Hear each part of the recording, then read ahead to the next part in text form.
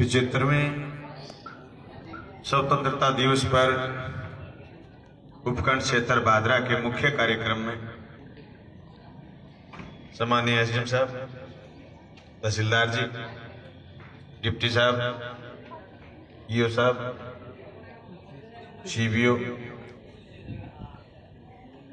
CMHO, block CMHO साहब, मंच पर बैठे आदरणीय प्रिंसिपल साहब इस स्कूल के, तमाम मंच पर बैठे अतिथिगण, सम्माननीय विदुषी बहनें, अध्यापकगण और पत्रकार साथियों,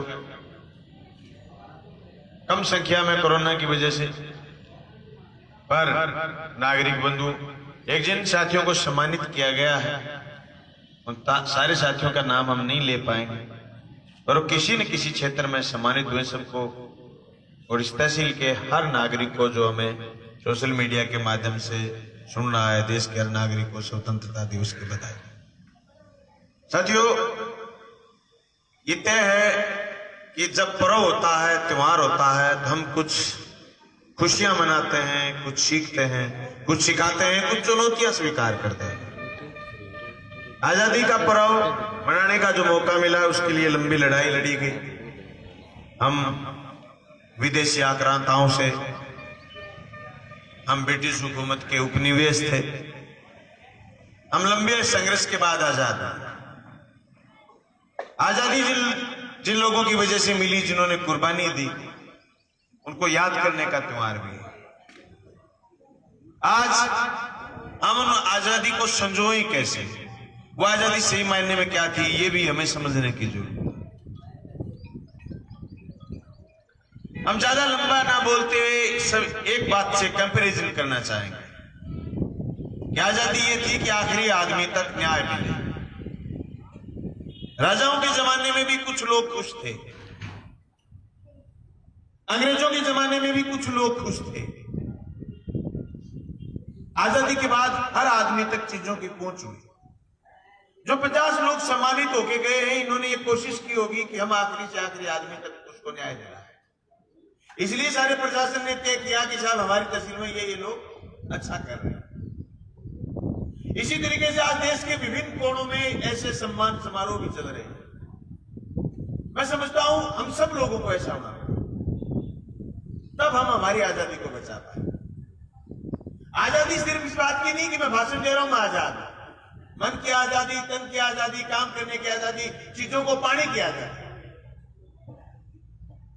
हम चीजों को कैसे प्राप्त करें? आपने 3-4 ऐसे लोगों को सम्मानित किया है जो कोरोना के समय अच्छा काम कर रहे थे।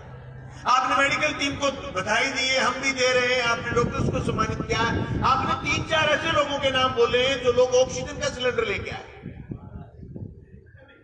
यानी सस्ती से सस्ती चीज थी, जो चीज कहां मिलती थी, स्पेयर पार्ट की दुकान, जो चीज कहां मिलती थी, खराब वेल्डिंग की दुकान, ऑक्सीजन का सिलेंडर। आदमी को जरूरत पड़ी आजादी के 75 साल बाद, त्राईमाम हुआ। तो एक सबक है कि हमें बेहतर करने के लिए और नए सिरे से सोचना हो। आने वाले दिनों में हमें छोटी सी छोटी चीज की जरूरत के लिए मोहताज न होना पड़े, ये हमारे सामने चुनौती है।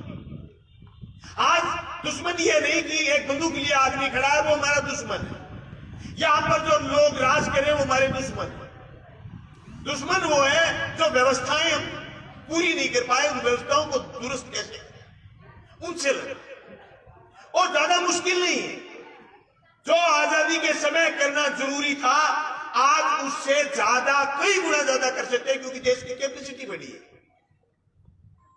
हम लोगों की क्षमताएं बढ़ी है, हम बेहतर करने का प्रयास कर रहे हैं। सिंचाई के क्षेत्र में, शिक्षा के क्षेत्र में, पेयजल के क्षेत्र में, सड़कों के क्षेत्र में, चिकित्सा के क्षेत्र में हम बेहतर करने का प्रयास कर रहे हैं। और मेरे सामने बैठे तमाम लोग इन्हीं व्यवस्थाओं के हिस्से। मैं बधाई देना चाहूंगा भादरा की पंचायत समिति क्षेत्र, जो पूरे राजस्थान में फर्स्ट आया, पूरे राजस्थान में फर्स्ट हिंदी के कार्यक्रम। हमारी चर्चाएं थी कोरोना के समय। मुझसे लोग फोन करके पूछते थे सिलेंडर कहां से लेके आते हो। हमारे यहां सरकारी अस्पताल में, विवेकानंद अस्पताल में और दूसरे यूनानी चिकित्सालय में जहां हमारे साथियों ने प्रयास बेहतर किए, हमारे पास संसाधन कम थे, लेकिन जो हमने प्रयास बेहतर किए, सवाल ये नहीं कि हम कितने लोगों को बचा पाए, सवाल ये था कि हमने बेहतर करने का प्रयास कैसे किया। ये हमारे लिए। हम रात के 1 बजे तहसीलदार जी को फोन करते, डिप्टी साहब को फोन करते, एसडीएम साहब को फोन करते, डॉक्टर्स को फोन करते, तैयार मिलते पहली घंटे में। लोग फोन करते तो तैयार मिलते। ये है गुड एफर्ट्स।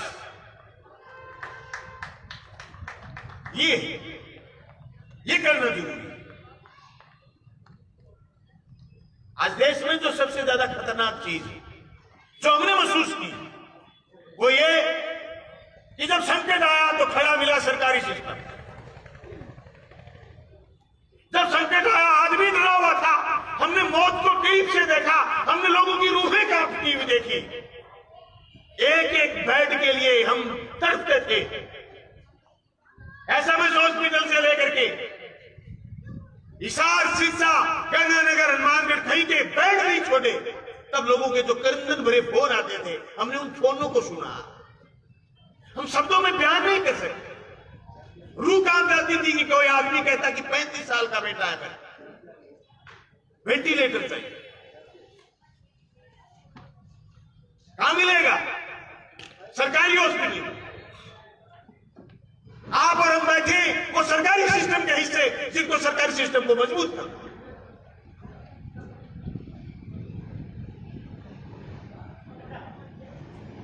ये भाषण नहीं, चुनौती। ये चुनौती है हमारे लिए। किसके लिए कर रहे हैं? किसी दूसरे के लिए नहीं, खुद के लिए, हमारे बच्चों के लिए, हमारी एहसास के लिए, हमारी खुशी के लिए। और हम ही लोग हैं सारे सिस्टम का काम कर सकते हैं। हमारे जो खिलाफ कोई चीज है वो है निजी कर। मेरे अकेले से नहीं रुकेगा। हम किस पाले में खड़े ये हमें तय करना पड़ेगा। हम किस पाले में खड़े ये हमें तय करना पड़ेगा। हम निजीकरण के पक्ष में या सरकारीकरण के पक्ष में, ये हमें तय करना है। जिस दिन हम सिस्टम से जवाब चाहते हैं, सिस्टम तो सरकारी है, समाज के नियंत्रण का जवाब इसी से लिया जा सकता है। इसका निजी कोई है उसके फायदे के लिए, उसे हम जवाब नहीं मांग सकते, उसे मोल ले सकते हैं। खरीदने की किसी की औकात नहीं होती।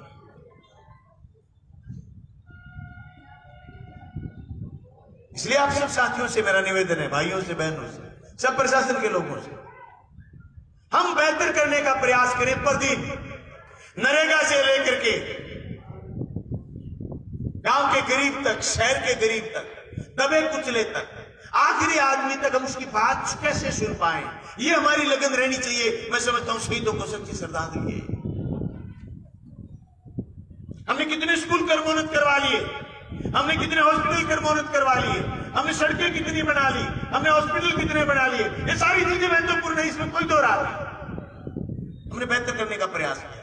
आज मैं दावे के साथ कह सकता हूं कि मेरी कॉन्स्टिट्यूंसी, मेरी विधानसभा क्षेत्र में स्कूलों में स्टाफ के पद रिक्त नहीं है।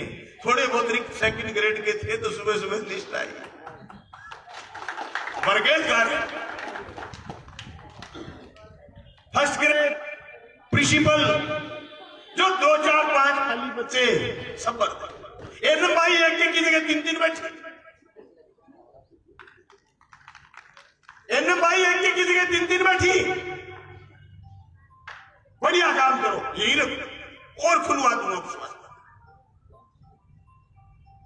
डॉक्टरों के पद भरे हुए हैं। हम जिस दिन इस हैसियत में आए, तिरंगे के नीचे स्कूल के कार्यक्रम में या तहसील के कार्यक्रम में खड़े हो, यानी हम विधायक बने थे, मेरी सिंचाई कॉलोनी में आदमी नहीं थे। आज बढ़िया संख्या में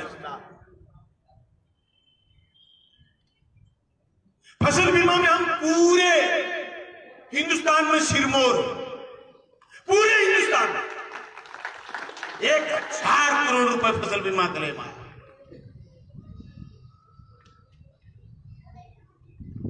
मेरे यहां जमीन की नीलामी नहीं हो रही किसान, मैं वो सौभाग्यशाली जनप्रतिनिधि, पर और अच्छा करने की जरूरत है। हम खुश नहीं हो सकते सिर्फ इस बात से। रफीक भाई, जिनकी मां अभी दोबारा चेयरमैन बनी हाजी साहब के जाने के बाद, रफीक और हम बैठे थे एक दिन, चर्चा कर रहे थे कि भादरा हॉस्पिटल में और बेहतर क्या करें। तो मैं बता दूं आपको, मिनी ट्रोमा सेंटर मंजूर हो गया। 1 करोड़ रुपए मैंने एमएलए लैंड से दिए बिल्डिंग के लिए, हमारे पास जगह नहीं है। एक बिल्डिंग पर दूसरी बिल्डिंग बनाए। हम डॉक्टरों के रहने के लिए रामगढ़ के हॉस्पिटल में जिस तरीके से हमने आवास बनाए, मैं हर पीएचसी और सीएचसी पर एक कोशिश करूंगा कि हम वहां डॉक्टर का स्टे करने के लिए, डॉक्टर को रखने के लिए आवास भी बना दें। मैं धन्यवाद करना चाहूंगा राजस्थान के मुख्यमंत्री का, जिन्होंने एमएलए कोटा 2.25 करोड़ से 5 करोड़ किया, जिसे हम हमारी सुविधा के अनुसार हमारे उपखंड क्षेत्र में सुविधाएं जनता को दे पाए। साथियों, जब अंग्रेजी माध्यम स्कूल बन रहे थे राजस्थान में, उस समय मेरा मानना यह था कि अंग्रेजी माध्यम स्कूल गांव में खुले। सरकार की पॉलिसी में नहीं था। मंत्री महोदय से हमने निवेदन किया कि हमारा अंग्रेजी माध्यम स्कूल डुंगराना में खुले, तो मंत्री जी बोले नहीं, ब्लॉक स्तर पर खुलेगा। उनके डुंगराना को ब्लॉक स्तर घोषित कर देंगे हम, उप तहसील बना दिया। अब मेरे पास लोग आए, बोले जी मैथमेटिक्स नहीं, एक छोरी पिंकी को लाना। मैं कहूं मैथ ही खुला दो, प्रवीका मैथ खुला दी। और जी 2 लेक्चर आ रहे हैं साइंस के, बोले जी साइंस में हम कैसे आए, हमारे पास जगह नहीं है। वो भिराड़ी में साइंस खुला दो, जो मांग करोगे वो खोल देंगे। रिजल्ट भी 100% चाहिए साहब, परिणाम भी तो चाहिए। मंत्री जी बोले ब्लॉक पर खुलेगा, मैंने कहा कोई जरूरत नहीं, मत खोलो। पूरे के पूरे बागेड़ क्षेत्र में एक कलाना में छोटी सी अंग्रेजी माध्यम स्कूल की प्राइवेट, किसी ने गरीब ने देखा ही नहीं अंग्रेजी माध्यम के स्कूल में बच्चा कैसे पढ़े। डुंगराना में खुला है, नीलम मैडम बैठी, कोरोना आ गई, और जिस दिन कोरोना खत्म हो जाएगी, मेरा डुंगराना का स्कूल पूरे राजस्थान में फर्स्ट में आए तो मुझे नीची जगह बैठा देना। सवाल केजीबी का आया, कस्तूरबा आवासीय विद्यालय की मत करो तो जानो, काम करो तो पहचानो। कर्णपुरा के लोग सबसे ज्यादा मेहनत करते हैं स्कूल के लिए, इसलिए केजीबी की नींव हमने कर्णपुरा में रखी।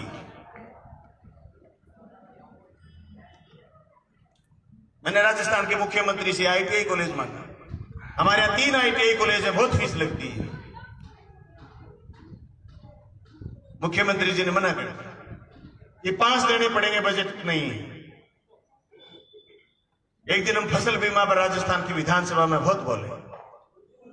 शिव साहब बोले बहुत ज्ञान रखते हो बीमा, पॉलिटिकली बात आगे की मैं बताऊंगा, पर उन्होंने कहा कि आज मैं बहुत खुश हूं यार, मेरा एमएलए फसल बीमा पर ऐसी बात रख सकता है। आदेश आईटीआई कॉलेज देते हो। अगले दिन सप्लीमेंट्री बजट आया, 5 आईटीआई कॉलेज खुले राजस्थान। शिकरोड़ी में जगह स्पीकर तो साहब, आपने एएम साहब को, राम प्रताप जी को सम्मानित किया, यूं ही थोड़ी सम्मानित किया। पूरे विधानसभा क्षेत्र के सारे वाटर वृक्षों के पुनरुद्धार के लिए 250 करोड़ स्वीकृत दो। और शहर के लोगों, आपको विश्वास दिला रहा हूं, शहर की योजना स्वीकृत होने वाली। जोगीवाड़ा से ठंडा ठंडा मीठा पानी 15 दिन जोगीवाड़ा से, 15 दिन अमर सिंह ब्रांच, यानी सिद्धमुख नहर से जोगीवाड़ा होकर पानी आएगा, और अमर सिंह ब्रांच से 15 दिन पानी आता।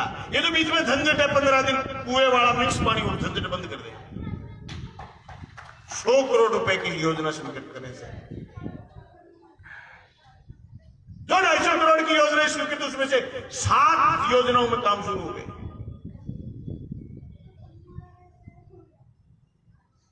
शायद अगली 15 अगस्त को जिस दिन हम यहां बोल रहे होंगे तो भादरा से सावा रोड और भादरा से सिद्धमुख रोड आपको काम चलता हुआ या फिर काम कंप्लीट हो चुका हो।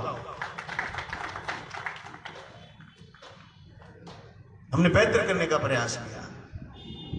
काम कभी पूरे नहीं होते, और बेहतर तरीके से आगे बढ़ेंगे।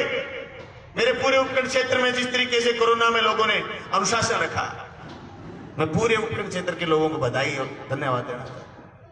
पुलिस प्रशासन ने, चिकित्सा विभाग ने और हमारे प्रशासनिक अधिकारियों ने, एसडीएम तहसीलदार और उनकी टीम ने जिस तरीके से मदद की, समझता हूं हम सबसे ठीक थे और हम आगे भी सबसे ठीक रहेंगे, अच्छे रहेंगे। हमारे पड़ोस में कंपटीशन था नौर और भादरा के बीच, कौन बेहतर करे। ये कंपटीशन हमें जीने की राह दिखा। मैं आप सब लोगों से कहना चाहता हूं, अच्छा करने के लिए अगर हम कंपटीशन करेंगे, गोरा देवी विद्यालय का भादरा के सीनियर सेकेंडरी स्कूल से रिजल्ट को लेकर के कंपटीशन हो, बच्चे लाने को लेकर के कंपटीशन, हम और अच्छा महसूस करें।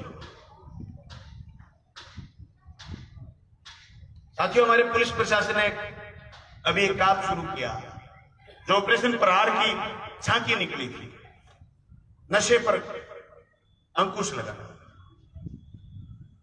हम लगे हुए, प्रशासन लगा हुआ, पुलिस लगी हुई, पर मैं सारे नौजवानों से और जनता से कहना चाहता हूं, ये सिर्फ हमारा काम नहीं है। हम इसमें मजबूत स्टैंड ले सकते हैं कि हम किसी भी नशे वाले को छुड़वाएंगे नहीं, और नशे से समाज को दूर रखने का काम आप सबका। चिट्टे का नशा फैल रहा, इंजेक्शन के नशे फैल रहे, मेडिकलों पर गोलियां मिल रही, नशे की गोली, नपुंसक हो जाता आदमी इन गोलियों से, चिट्टे से। ये हमारी चिंता है जिन पर हमें काबू पाना। मैं खुले मन से कह सकता हूं, एक एक बच्चे खोया, हमने बच्चा लाल खोया हेलमेट की वजह से। ये डिसिप्लिन हेलमेट का बनाने का काम सिर्फ पुलिस का नहीं। आपके घर से बच्चा निकले और मां को ये चिंता नहीं होगी कोई हेलमेट नहीं लेके गया, बाप को चिंता नहीं हो, तो सिर्फ रोड पर खड़े पुलिस वाले की चिंता नहीं है। ये हमारी जिंदगी से जुड़े हुए अनुशासन। लोग उम्मीद करते हैं कि दुनिया में लंबा कैसे जिया जाए।